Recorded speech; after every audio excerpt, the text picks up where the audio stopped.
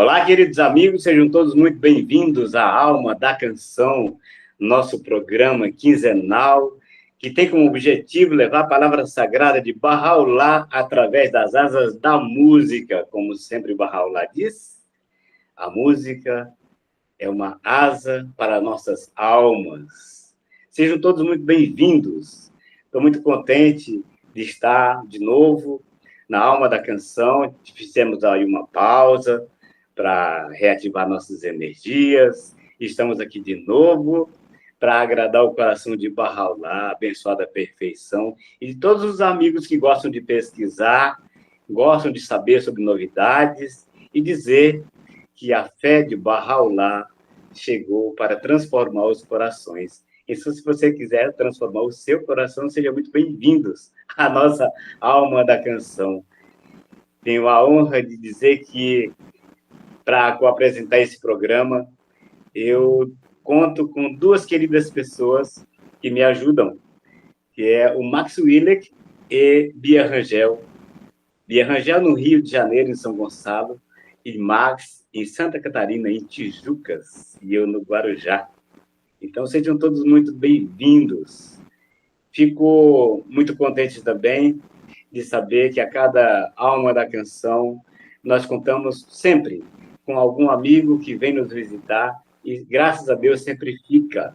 Então, é você que está aqui pela primeira vez, seja muito bem-vindo. E para apresentar o programa junto comigo, eu chamo, então, o querido Max Willek. Boa noite, Max. Seja bem-vindo. Boa noite, querido Léo. Boa noite, queridos amigos. Sempre é uma alegria, né, a gente fazer esse programa que já está fazendo 3 anos agora, né? É muito tempo, maravilhoso, né? A gente se delicia sempre a cada episódio com a presença dos amigos, com muitas canções e também com poesia, com literatura, com histórias. Então, a gente vai levando o programa sempre de uma forma bem original, bem sem, digamos, uma programação fixa, é mais no improviso, né? É a palavra que eu estava buscando na memória e não vinha, no improviso. É, muito bom. E nós, esse ano, a gente está buscando fazer um formato um pouquinho diferente do que fazia nos anos anteriores, e sempre ter alguém, um convidado, que fale um pouquinho da sua história, da sua vida, é, da sua aproximação com a sua arte, né? Então, hoje nós vamos ter um convidado muito querido, que é o Jairo Destiá, que está lá nos Estados Unidos. Ele é um escritor já bem consagrado, né? Já com algumas obras editadas e que nós já conhecemos e com algumas novidades. Então, nós começamos sempre com uma pequena parte devocional, onde nós pedimos inspiração, pedimos iluminação e principalmente agradecemos a Deus por estarmos vivendo um dia tão maravilhoso como esse, que é o dia de uma nova revelação de Deus, a revelação do Bahá'u'lláh. Então, a nossa querida Bia sempre faz essa parte devocional inicial e às vezes também fala algumas palavras sobre a fé Bahá'í, e depois aí nós vamos passar para o Jairo, para ele se apresentar e começar a apresentação dele aí para a gente conhecer um pouquinho mais da vida dele e da obra. Bia, como tem? Max, querido, Bia, por gentileza, depois da sua apresentação, eu gostaria de recitar uma prece entoada, pode ser, Bia? Claro, ué. Depois de você, então, tá bom, querida? Tá bom. Então, queridos amigos, é um prazer enorme estar aqui às quartas-feiras, de 15 em 15 agora, apresentando esse programa maravilhoso. E a gente sempre começa pelo bem-amado. Então, eu vou entoar uma oração revelada por Bahá'u'lláh, de qualidades espirituais. Ó Deus, refresca e alegra meu espírito, purifica meu coração, ilumina os meus poderes em tuas mãos, confio todos os meus interesses, és meu guia e meu refúgio. Não mais se apossarão de mim a tristeza e a ansiedade, o contentamento e a alegria. Ó Deus, jamais me entregarei à aflição, nem permitirei que os desgostos me atormentem, ou as coisas desagradáveis da vida me inquietem. Ó Deus, és mais meu amigo do que eu sou de mim mesmo. Laia, laia, laia, laia. Dedico-me a ti, ó Senhor. Laia, laia, laia, laia. Dedico-me a ti, ó Senhor.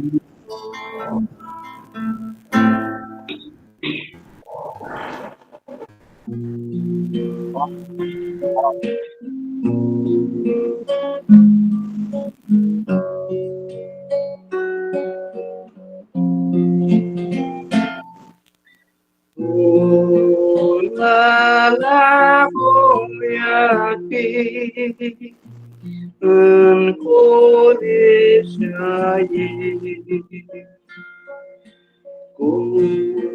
la voy a ti, engkau disayai, valalau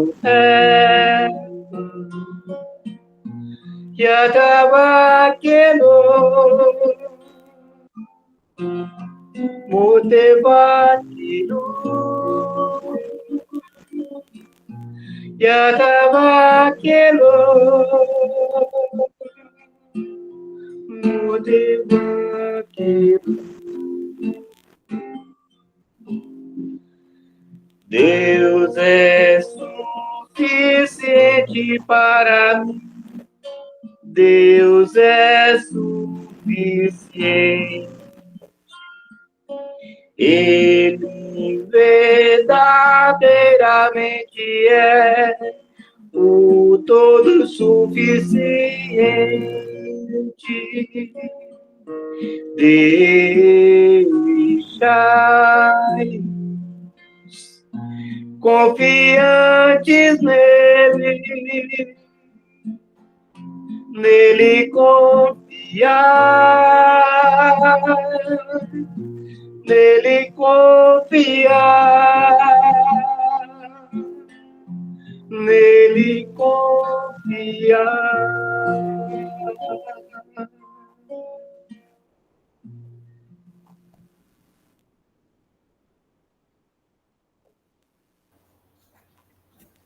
Obrigado, Bia, Léo. Lindas orações. Bom, como eu falei anteriormente, nós temos hoje um convidado muito especial, o Jairo, que lá de longe dos Estados Unidos está conectado com a gente, né? E eu acho que nós vamos nos encantar com a história do Jário.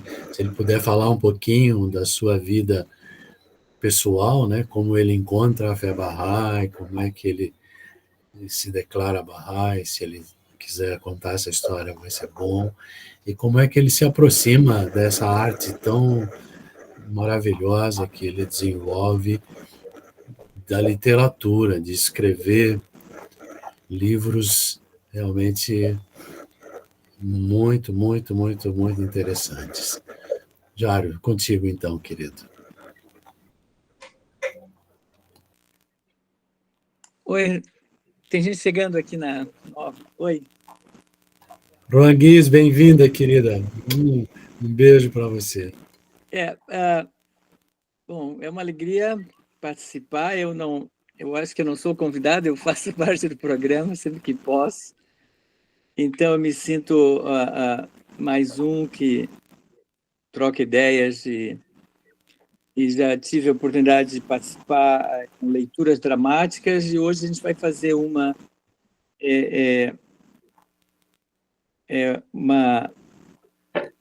parte do meu novo livro, depois eu vou explicar melhor.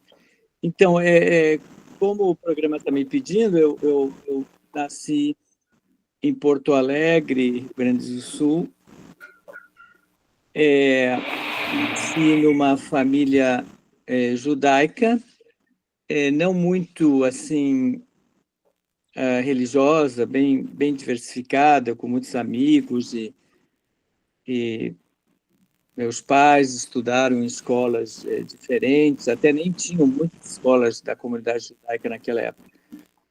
Mas tive uma educação bem diversificada e aberta. E quando eu estava no segundo grau, um dos meus colegas era de uma família iraniana, mas ele nasceu no Brasil e me convidou para as reuniões Bahá'ís.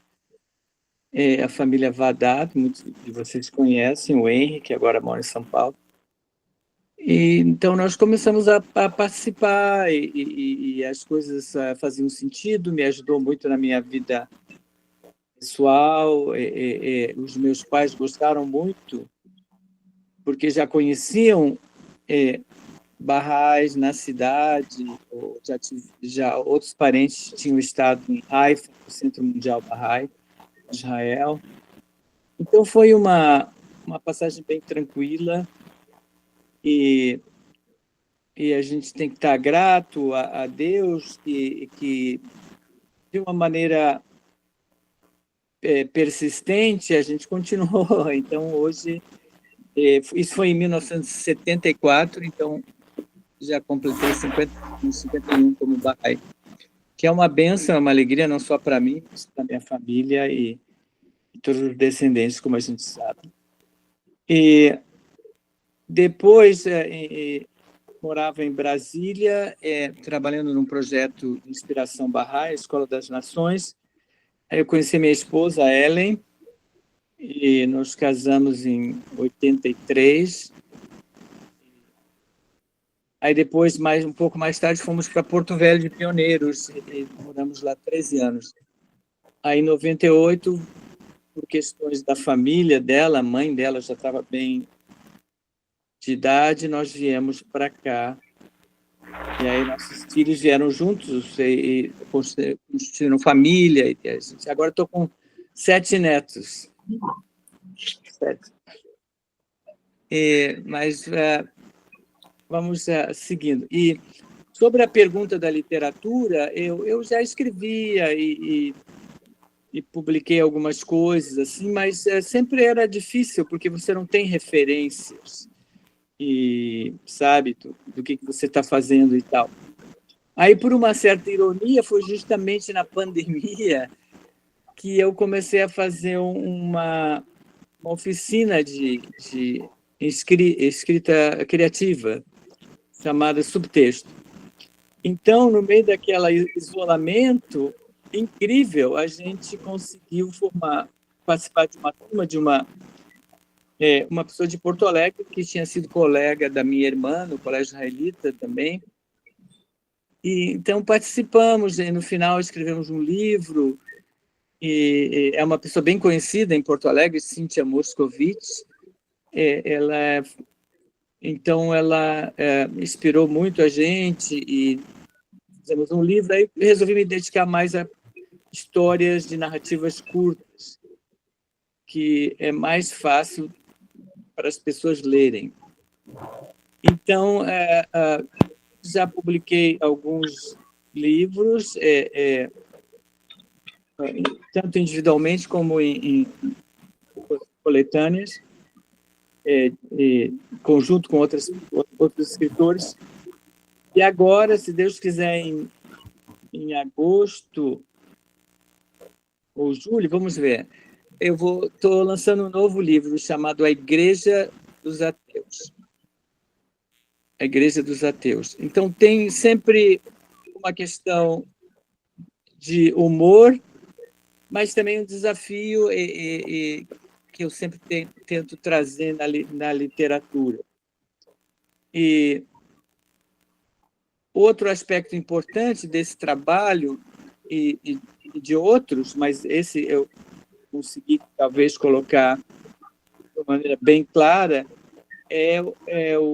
a utilização da palavra sagrada, no caso das palavras de Baha'u'lláh, mas também na história. E eu já fiz aqui na Alma da Canção uma leitura dramática com a Bia, que ela não só lia, mas também cantava uma palavra oculta, quer dizer, aqueles versos que Baha'u'lláh revelou para transformação individual. Então, nós fizemos essa história que também se encontra nesse livro. Eu usei a história e outras 9 contos. Então, o livro ele tem 4 capítulos. O primeiro capítulo são 9 contos variados sobre o tema da busca da verdade. Diferentes pessoas buscando a verdade de diferentes formas.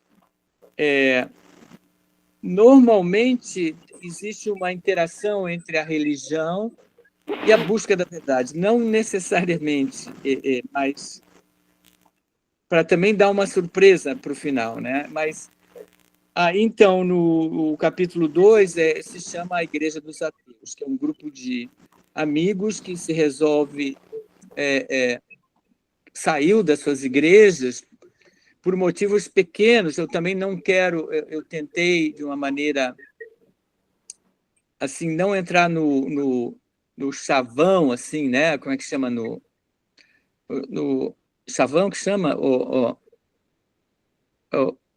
No óbvio, né? De as pessoas saíram da igreja porque os padres ou pastores eram corruptos, ou etc. Não, são coisas pequenas que eles examinavam nos outros ou nos parentes e resolveram sair.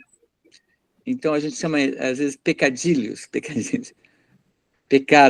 pecados, tão pequenos que eles esquecem depois, mas aí já estão envolvidos nessa igreja e são sinceros. Então, a gente brinca um pouco com essa coisa que, sabe, as flores na sede que eu fui eram tão feias que eu não posso mais... Depois, passa 2 anos, você já saiu, já juntou outros amigos e não sabe, etc. Né? Então, tem esse é o capítulo que dá o nome ao livro, A Igreja dos Ateus. Depois tem O Caminho de Volta. Quer dizer, são contos que falam de como as pessoas começam a perceber a verdade de uma maneira mais profunda, sabe? E fazem esse retorno ao caminho divino. Aí o último capítulo é dentro da Igreja dos Ateus, onde tudo acontece. Aí nesse capítulo, o primeiro se chama O Vale da Busca, baseado numa obra de Baha'u'lláh que se chama Os 7 Vales. Então, o primeiro é o Vale da Busca. Então, para entrar na história de uma maneira natural, apareceu pregado na porta da igreja versículos, assim, sabe? Que, na verdade, é tirado exatamente do Vale da Busca. Mais ou menos como aconteceu com Martim Lutero, que pregou na igreja as 95 ordens, eu me esqueci o nome. Mas, então, aparece isso. Depois aparece uma outra história bem pequena sobre o líder. Quer dizer, que dentro dessas pessoas veio um líder e começou, então, a dirigir de uma maneira muito pessoal a questão. Então, esse líder aparece nessa história que eu vou ler, nesse capítulo que eu vou ler, esse conto que eu vou ler, que se chama O Vale do Amor. Também baseado nos 7 vales de Bahá'u'lláh. Então, o segundo é o Vale do Amor. E aí tem um desfecho final, que se chama Final dos Tempos, que é bem dramático e tal, é basicamente uma guerra do fim do mundo, mas eu chamo também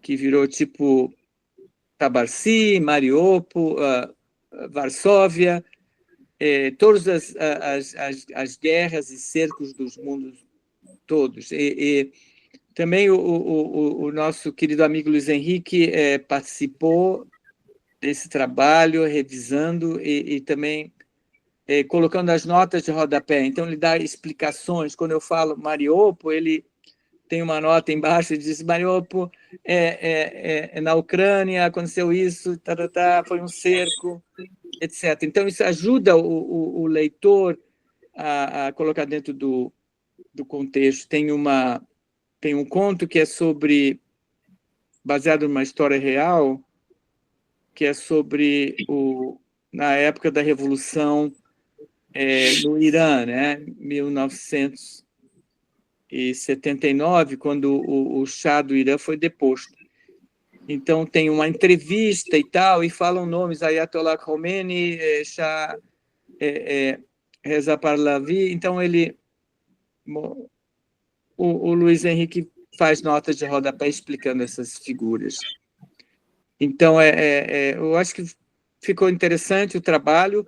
Não perdi o humor, assim, que é o meu, que eu fazia stand-up um tempo, então sempre tem essa marca de fazer contos engraçados, mas os assuntos são bem profundos Então, posso começar? Infelizmente, eu não pude ter outros leitores, eu vou ter que ler tudo, senão fica muito... Pode ser, Marcos? Sim, Jair, eu vou compartilhar a tela, então, para você fazer a leitura. Vamos ver. Eu nunca fiz uma leitura desse texto, que, aliás, é uma honra. A coisa que o autor mais gosta é ver o conto dele sendo lido. Está todo mundo entendendo? Então, agora eu vou ler um capítulo do livro, que se chama O Vale do Amor. Não tem problema. Vamos lá. O ambiente é o seguinte: eles estão dentro da igreja dos ateus, que é uma igreja de cabeça para baixo, vocês vão ver na capa depois do livro. Foi um desenho do arquiteto Amir Safar, ele fez para mim. E então eles estão lá dentro e, de repente, existe uma invasão de pequenos papéis. Esses papéis entram pelo um dos vitrôs em forma de origamis, e depois viram passarinhos, depois viram borboletas, não importa. É uma parte de mágico um pouco, sai um pouco da realidade. Aí eles começam, então, a juntar e formar um quebra-cabeça, e esse quebra-cabeça, então, é o Vale, a descrição de Bahá'u'lláh sobre o Vale do Amor. Como um peregrino que busca Deus passa por 7 etapas A primeira etapa é o Vale da Busca, a segunda é o Vale do Amor. Então, é um pouco longo, mas eu vou começar. Pode ser, Max? Então, pode... Tá bom?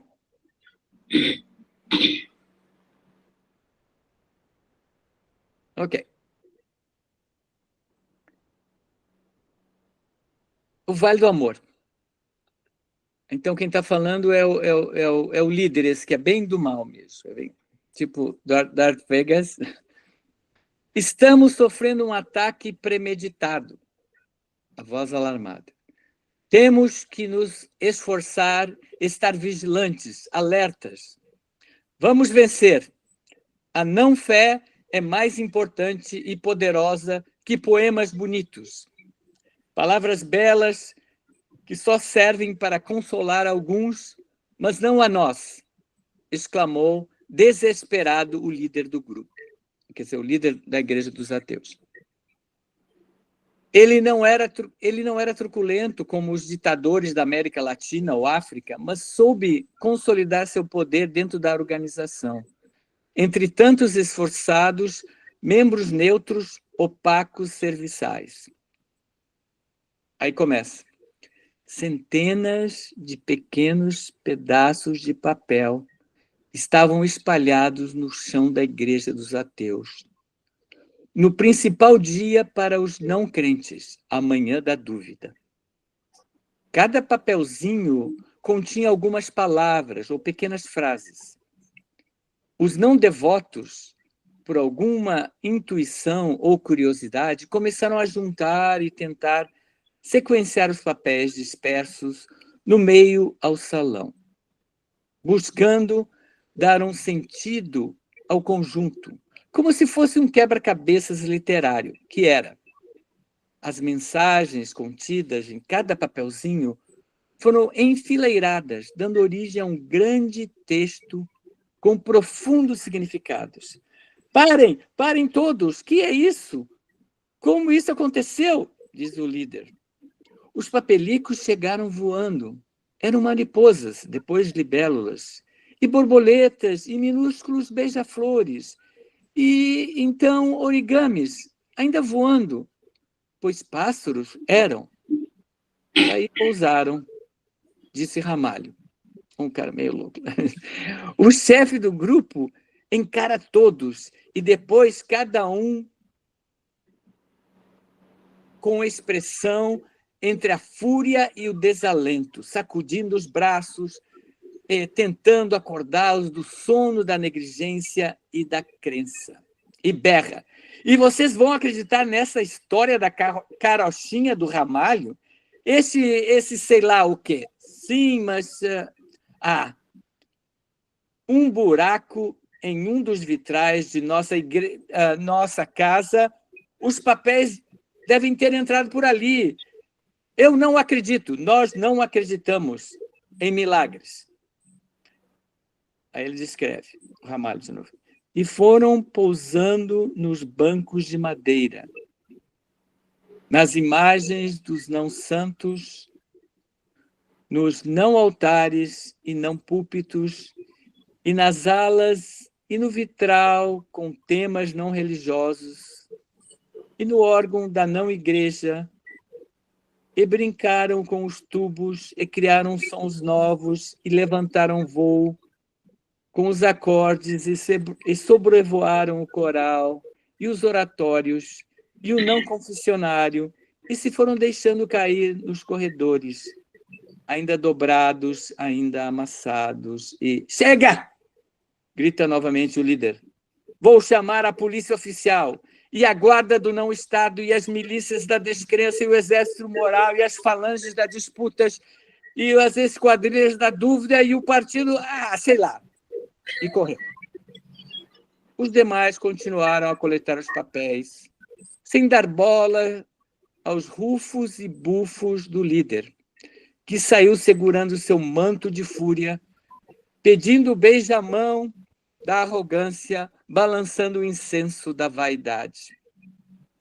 E coletaram os papelzinhos, e os ordenavam, e os benziam, e se alegravam, e cantavam, e oravam, e meditavam.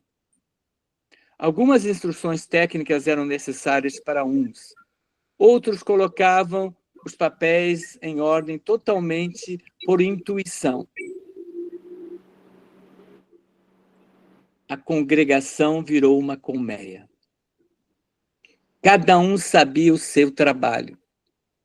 Eles giravam ao redor dos versos sagrados e sabiam que para onde ia cada fragmento e a quem entregar cada parte para dar sentido ao todo.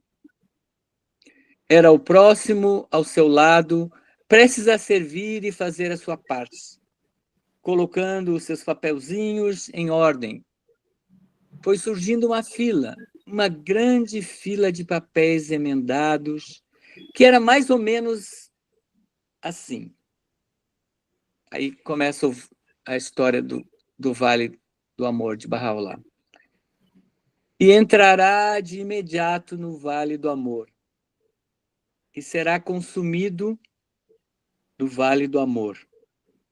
Nesta cidade, ergue-se o céu do êxtase, e brilha o sol do anelo que ilumina o mundo e arde o fogo do amor.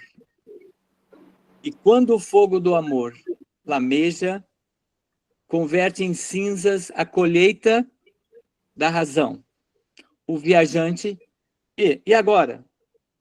Qual é o verbo que completa a frase do viajante? Acho que é fácil. Olha só. Torna-se agora... O viajante torna-se agora inconsciente de si próprio e de tudo.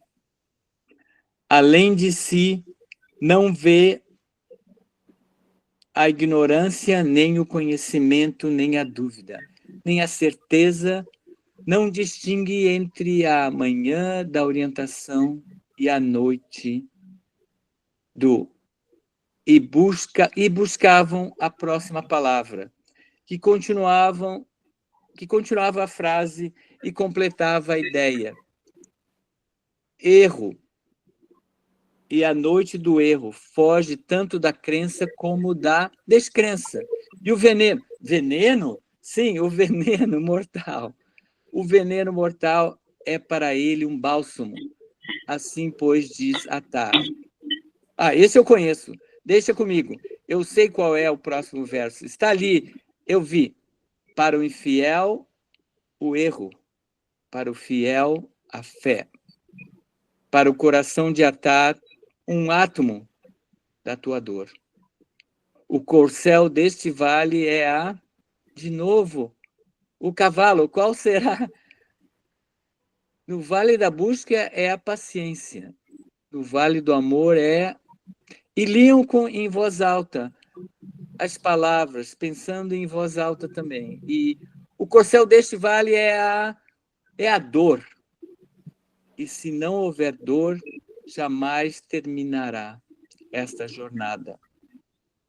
Nesta condição, o apaixonado não pensa senão no bem-amado, nem busca refúgio algum salvo o amigo. A todo momento oferece ele 100 vidas na senda do amado. A cada passo, joga 1000 cabeças aos pés do bem-amado. Ó meu irmão, enquanto não entrares no Egito do amor, jamais haverás de encontrar o José da beleza do amigo. E a menos que, de novo, o José do Egito aparecendo, porque no outro capítulo também aparecia. Abandones teus olhos exteriores, assim como Jacó, jamais haverás de abrir os olhos de teu ser interior. E até que ardas com o fogo do amor, jamais haverás de comungar com o amigo do anelo. Quem ama nada, deixa eu ver. Clara, o que tens na mão? Sim, deve ser esse aqui. Quem ama nada teme. nem lhe pode atingir dano algum. Tu vês frio no fogo e seco no mar. Amante é aquele que no fogo infernal se esfria. Sábio é aquele que no mar permanece seco. O amor não aceita nenhuma existência, nem deseja vida alguma. Vê vida na morte e na vergonha procura glória. A fim de merecer a loucura do amor, o homem deve possuir sanidade abundante. Para merecer os laços do amigo, deve estar cheio do espírito. Bem-aventurado o pescoço preso em seu laço. Feliz a cabeça que cai ao pó no caminho. Essa é das bem-aventuranças de Cristo? Não, não. É diferente, mas é a mesma coisa. De seu amor, portanto, ó amigo, abandona a ti mesmo, a fim de que poderes encontrar o incomparável. Abandona esta terra mortal, para que possas buscar uma morada no ninho do céu. E se como nada, se desejas acender o fogo da existência e te tornes apto para a senda do amor. O amor não aceita uma alma com vida. O falcão não caça animal já morto. O amor inflama o mundo. As portas pesadas da igreja se abrem. O não-bispo grita mais uma vez com todos. Vocês seguem nessa loucura? Não tem vergonha? Não tem a menor ideia em que buraco estão se entrando? Para si mesmo, murmura antes de sair de novo. Estão discutindo a loucura da fé. Isso é da Clarice Lispector. Tomados de uma espécie de êxtase coletivo, todos seguiam, coletando e arrumando e ordenando os papéis. A cada rotação e devasta toda a terra por onde leva sua bandeira. O ser não tem existência em seu reino. O sábio, nenhum mando exerce dentro de seu domínio. O Leviatã do amor engole o mestre do raciocínio e destrói o senhor do conhecimento. Ele bebe os 7 mares, mas não lhe fica, de alguma forma,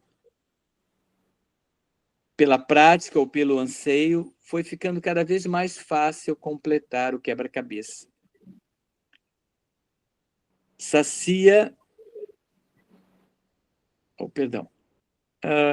me perdi um pouco. Sacia a sede do coração, e diz, ainda mais, ele rejeita a si próprio e afasta-se de todos. Na terra, o amor é um estranho para a terra e para o céu. 72 loucuras ocultam-se sob o seu véu, miríades de vítimas. Esta é bem forte. Tem ele amarrado em suas correntes e miríades de sábios, ferido com sua flecha. Sabe tu que todo rubor no mundo é de sua ira, e toda palidez nas faces dos homens é de seu veneno. Nenhum remédio concede ele, senão a morte. Não anda senão no vale da sombra. Nos lábios do apaixonado, porém, mais doce que mel, mais um, é seu veneno.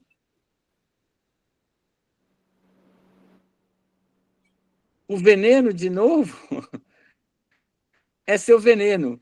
E os olhos de quem busca o próprio aniquilamento é mais belo do que 100.000 vidas. Assim, pois, devem os véus do ego satânico ser queimados pelo fogo do amor, para que o espírito possa ser purificado e limpo e possa assim conhecer a posição do Senhor dos mundos. Ateia a chama do amor e consome no fogo do amor todas as coisas. Põe o pé, então, na terra dos que amam. E se, confirmado pelo Criador, o apaixonado escapar das garras da águia do amor, haverá de entrar no vale do conhecimento. Bom, parece que agora chegamos ao fim.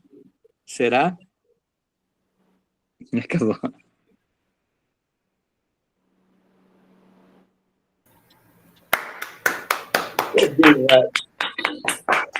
Espetacular.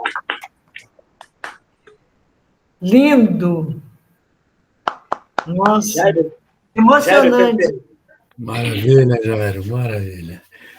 Espero que o livro saia logo e a gente tenha acesso a ele. Vai ter acesso. Primeiro que achei maravilhoso o título, né? A Igreja dos Ateus é realmente uma sacada maravilhosa. Muito Sem bom. dúvida. De certa Uau. forma, diz que, embora as pessoas se confessem ateus e não acreditar em nada, em Deus, né? Não acreditar em um motivo da existência, mas acreditam. Eles não acreditam, na verdade, é no Deus que nós também não acreditamos. Esse Deus antropomórfico, né? Esse Deus que foi criado pelos homens. Nós acreditamos em Deus, o incognoscível, o onisciente, aquele que está além da nossa compreensão, como a fonte de tudo, né? De tudo e de todos. Bom, vamos pôr uma canção agora. Eu vou tocar uma canção para a alma da canção tem que ter canção. E depois nós vamos, enquanto isso, vamos refletir sobre o que o Jairo leu e aí podemos comentar um pouquinho o que o Jairo foi.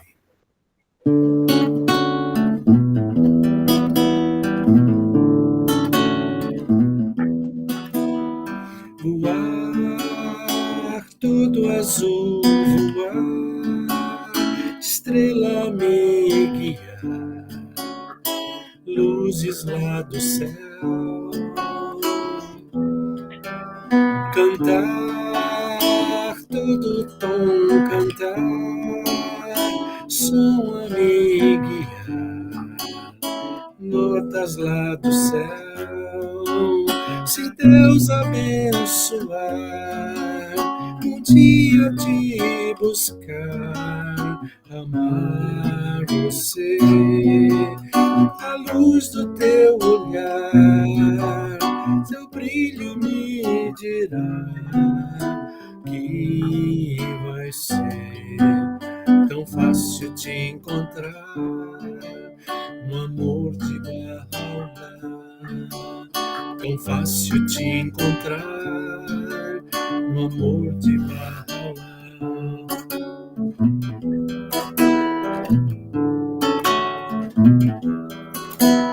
Falar, todo bem falar, palavra me guiar, versos lá do céu, amar, todo amor amar, força me guiar, anjos lá do céu. Se Deus abençoar, um dia te buscar, amar você, a luz do teu olhar, seu brilho me dirá que vai ser tão fácil te encontrar no amor de Bahá'u'lláh. Tão fácil te encontrar no amor de Bahá'u'lláh.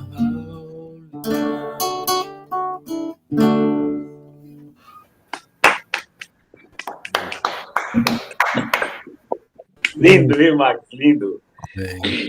Queridos, eu queria fazer uma pergunta para o Jairo.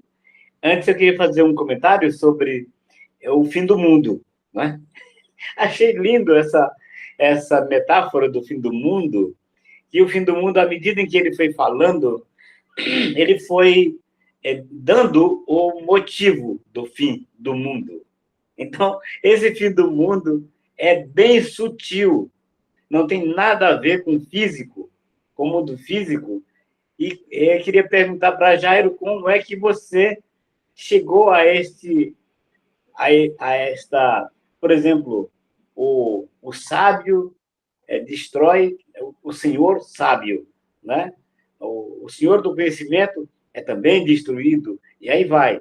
Essas coisas novas, essas coisas velhas, por assim dizer, onde nós todos somos eu, aí dá a impressão que todos agora somos nós. E eu queria saber de onde, é claro, não sei assim, qual é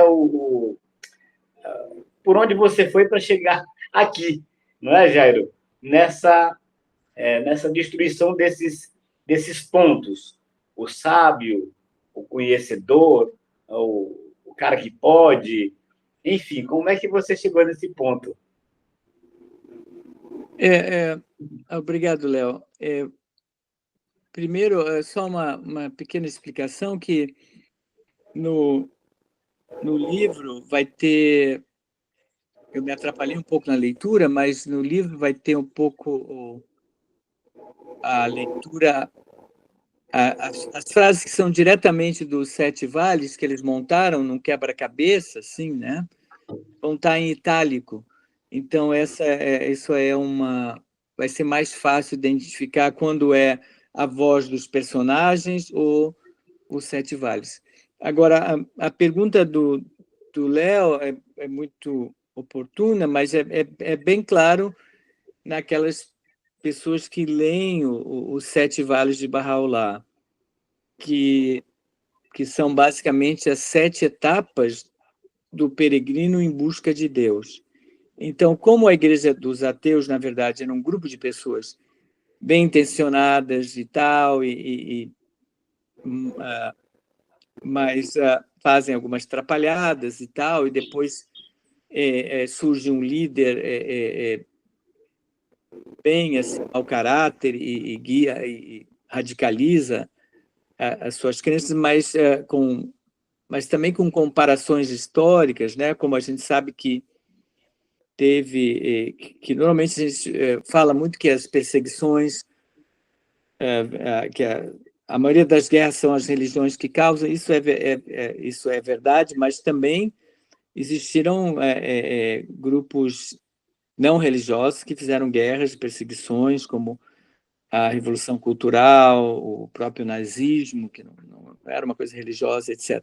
Então, são coisas que a gente levanta. Mas, voltando à pergunta do Léo, quer dizer, no Vale do Conhecimento, que é o primeiro vale, a pessoa busca, procura com ardência, com desprendimento, mas ele é senhor de si neste vale. Mas isso só não é suficiente, como Bahá'u'lláh diz, né? A pessoa tem que rasgar os véus da razão para poder enxergar o bem-amado. Mas o amor, né, que é a causa, então o Bahá'u'lláh usa essa linguajar tão lindo que todos os pescoços se levantam, né? Todas as caras ficam rubras por causa desse amor, tá entendendo? Quantas vezes a gente vê isso, flagra alguém, né? Opa, tá interessado fisicamente numa outra pessoa, ou numa comida, ou num carro, sei lá. Todas essas coisas é uma parte do amor, mas também ele pode ser muito enganoso, esse amor. Então, ele diz que para o falcão não captura uma alma morta. Mas isso significa o seguinte, que o amor, para a gente ter um amor verdadeiro, tem que ser tão forte que a gente está totalmente desprendido desse mundo, né? Então, o verdadeiro amor, ele transcende essa vida, o apego às coisas. Eu adoro essa minha canga aqui da Igreja do Bonfim, né? Da Igreja de Nossa Senhora do Bonfim. Adoro, mas esse é um amor terreno, sabe? O verdadeiro amor transcende essas coisas materiais então ele aniquila a razão. Agora, é óbvio que a gente também, como Bahá'ís, existe toda uma questão das leis e da moderação, e ter seu trabalho, a família, a dedicação às artes, aos nossos relacionamentos, às nossas amizades. E tem um fato na Igreja dos Ateus que eu comento, baseado num fato real, que uma das pessoas da igreja falece. O senhor e tal, ele gostam muito dele e tal, eles vão no crematório e tal, e queimam a crematório e colocam as cinzas numa caixa. E depois você não sabe o que fazer com a caixa. O que a gente vai fazer? Vai mandar para a família? Não, coloca não sei aonde, coloca... E no final deixam lá na igreja sem saber o que fazer. Isso é baseado numa história verdadeira, não de gente burra ou gente malvada, não, eles amavam a pessoa, mas não sabiam o que fazer. Como não tem a diretriz divina, eles ficam, como a gente diz, a Deus dará, e se atrapalham. Então, é um pouco dessa...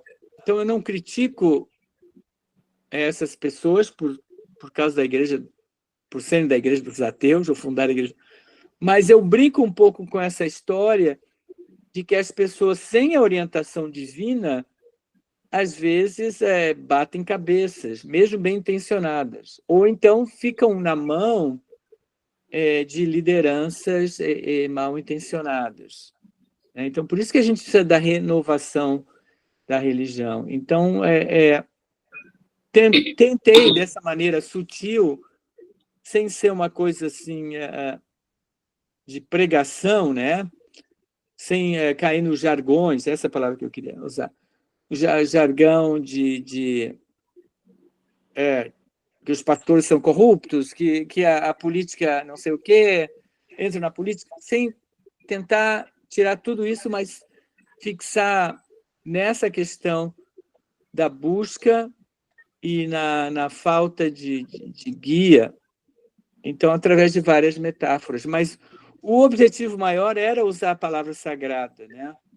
Que eu já fiz em alguns contos, e também nesse, e no final. Agora, também com as notas de rodapé, fica mais fácil entender o contexto, porque, né, existe os 7 vales, de acordo com Attar e Bahá'u'lláh. Então, ele interpretou dessa forma os 7 etapas, os 7 estágios, as 7 cidades, para chegar à presença de Deus. Ou seja, e também... Muito bom, obrigado. Léo, uma canção para a gente? Puxa vida, que honra, viu? Tem que ter canções com alma. Muito bom. Você sabe que esse estágio descrito pelo querido Jairo só se realmente pode encontrar nele, né? Eu vou cantar sobre ele. Ele, Abdu'l-Bahá.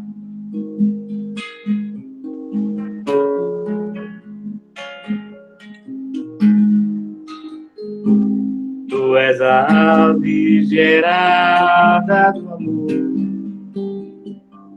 Tu és o filho do falcão real.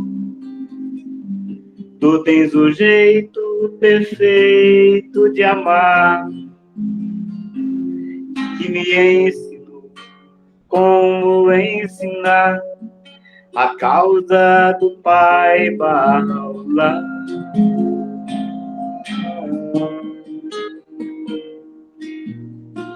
Eu quero andar na vereda do amor,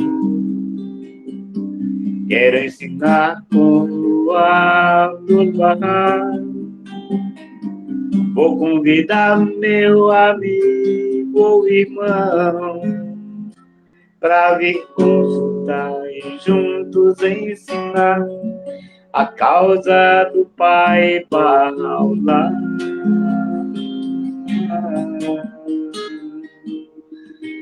Oh, tu que és Abdul-Bahá,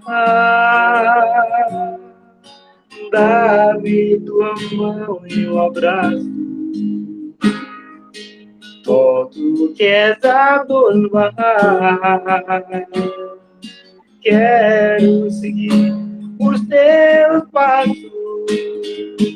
Oh, tu que és Abdul-Bahá, dá-me tua mão e um abraço. Oh, tu que és Abdul-Bahá, quero seguir os teus passos.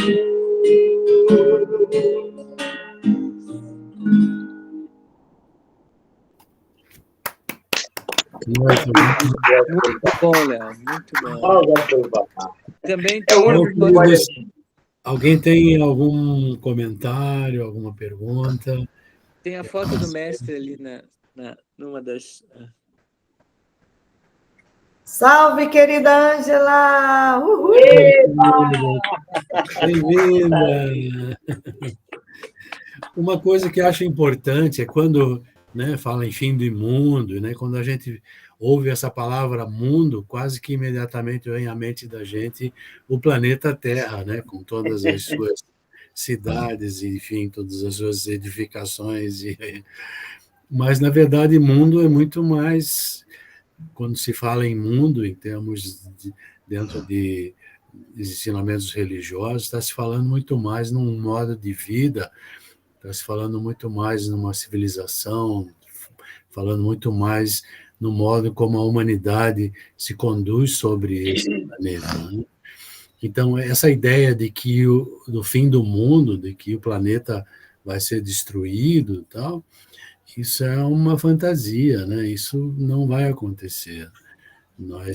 Bahá'u'lláh mesmo fala que sobre os nossos ombros, né, como os Baha'is, está a responsabilidade de levar avante uma civilização destinada a evoluir para sempre, que não é nada menos do que o estabelecimento do reino de Deus na Terra, ou seja, seja feita a sua vontade, assim na Terra como é no céu. Então, obviamente que o planeta não vai ser destruído. Provavelmente vamos passar por algumas dificuldades e talvez algumas coisas muito terríveis ainda, em função das guerras e tal, que o Jairo mencionou também, está mencionando, né, no final do livro dele. Mas a humanidade há de sobreviver, né, a todos os intempéries aí, catástrofes que possam acontecer como frutos de ações humanas mesmo, né? Mas há um processo no mundo que já é visível para muitos de construção de uma nova civilização. E esse há de prevalecer quando acabar o mundo. Mas o mundo nesse sentido de uma civilização materialista, que adeptas da igreja dos ateus.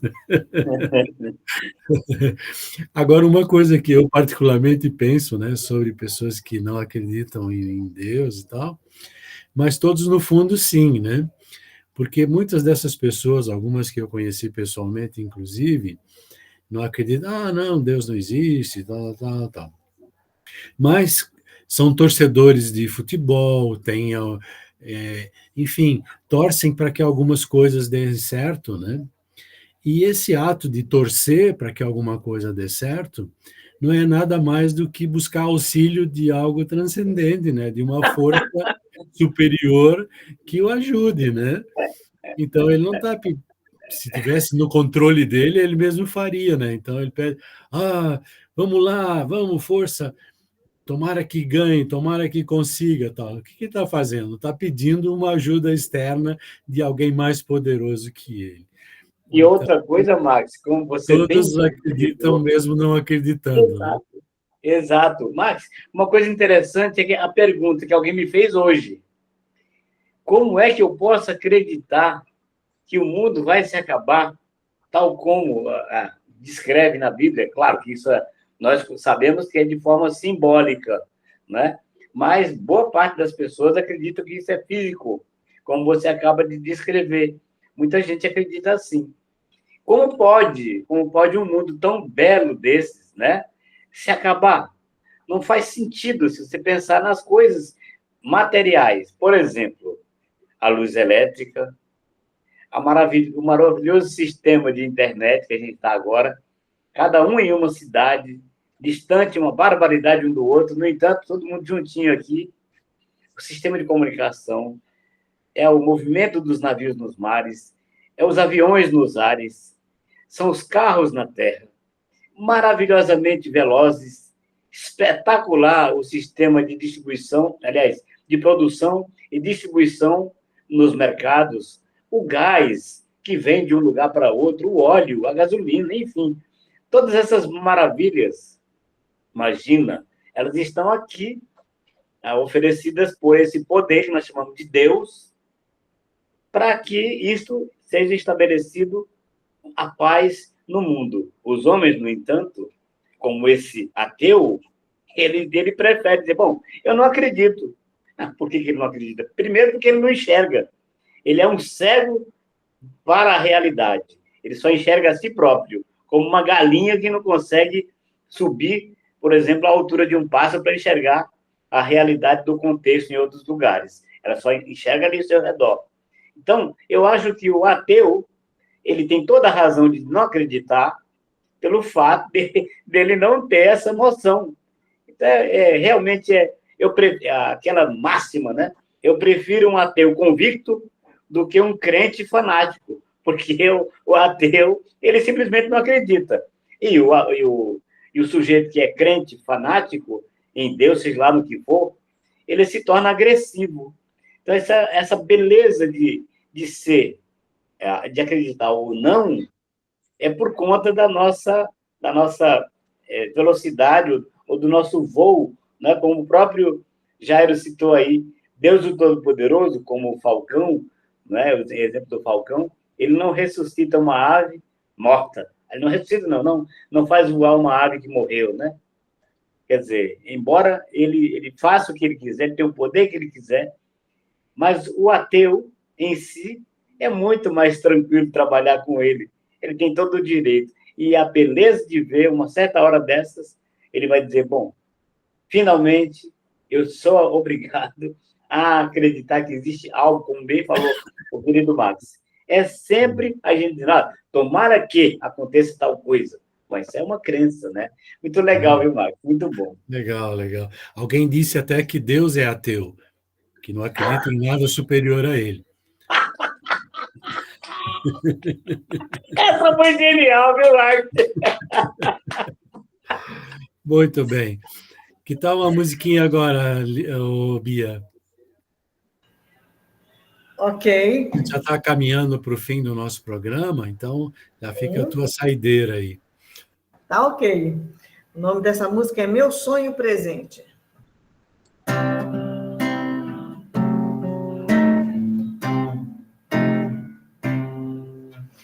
Nada me recuso a ser quando um certo sentimento toma conta do meu coração. Nada me recuso a fazer quando uma força invade e alegra a minha canção. É Baha'u'lláh, é Baha'u'lláh. Quem me encanta, me espanta e me faz amar. É Baha'u'lláh, é Baha'u'lláh. Quem me acende, me acalma e me faz cantar. Nada me faz sofrer quando ele de um sonho me acorda com seu amor. Não consigo mais dormir, mas sei nesse momento que nada pode me atingir, porque é Baha'u'lláh, é Baha'u'lláh. Quem me encanta, me espanta e me faz amar. É Baha'u'lláh, é Baha'u'lláh. Quem me acende, me acalma e me faz cantar. Nada me faz sofrer.